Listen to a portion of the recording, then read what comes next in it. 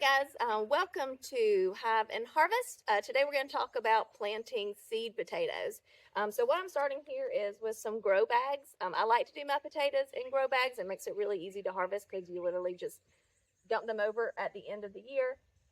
You can move them around. They're really flexible. So I'll have a link for those in the comments. I do have some seed potatoes. Now, I bought these from a local farm supply store. So you can get different types of potatoes there.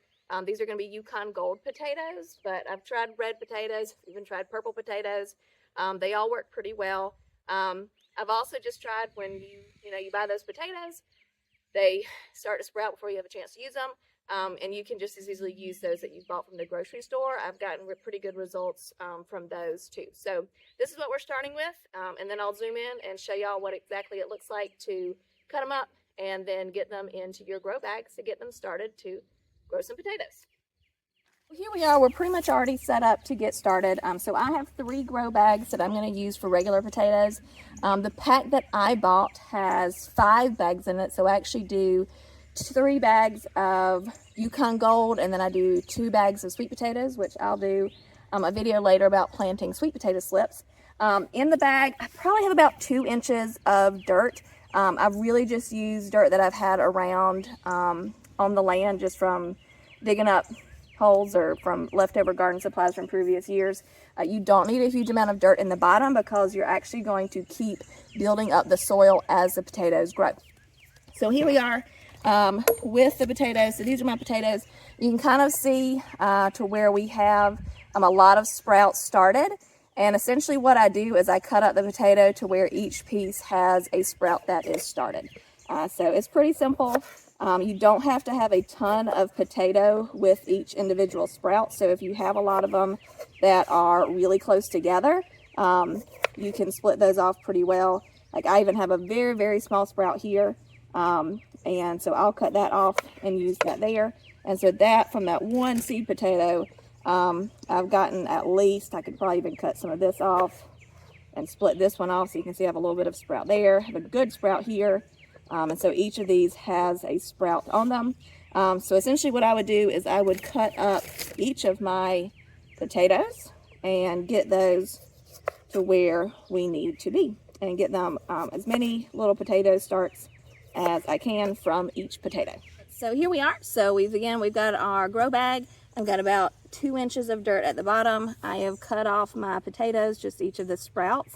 I'm sure that I do not need this many potatoes in a bag. This is probably way too many, but I just figure, the bag of seed potatoes, and if you get it from like a local feed and seed store, they're exceedingly cheap. So I only had about 5 potatoes and was able to cut up this many sprouts to fill 3 different grow bags. And so I'd rather plant more because I know I'm going to lose some. A deer or something, some creature is going to come in, even with our electric fence, and eat something. One year, we had these beautifully growing potatoes, and a set of voles moved in, and they actually come through, dig holes in the ground, and then eat your plant from the bottom. So that was not super fun. That's another reason why I really love grow bags, because it prevents at least that problem. So yes, I typically grow a good bit, probably more than I need to, but I know I'm always going to lose a few, but this still guarantees me a really solid harvest. So now that we've got the dirt, and then we've got the potato starts in there, you pretty much are just topping it off with some more dirt.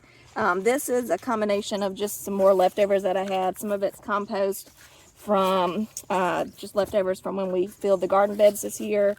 Some of it's some leftover dirt from some holes we've dug, and some of it is just some leftover bag garden soil from a local hardware store. So it's just a mixture. And what you're doing here is simply just covering up the potato starts, and then I will get my watering system set up with them so that they'll get watered a couple of times a week.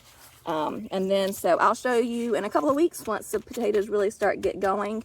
Once you start getting the plant potatoes come up, you simply just come back and keep adding more dirt, and everywhere that the stem hits dirt, it's going to root and create more potatoes. So that's why it's really great with the grow bag. You can get bigger ones and actually start with them rolled over and then keep rolling them up to increase the height to increase your potato yield. But that is how you start your new set of potatoes. If you have any questions, put them in the comments and I'll do my best to answer them. I'm by no means a professional, just like any kind of homesteader or farmer or gardener or whatever you want to call yourself. It's a lot of trial and error, and each time you just try to do it just a little bit better. Thanks.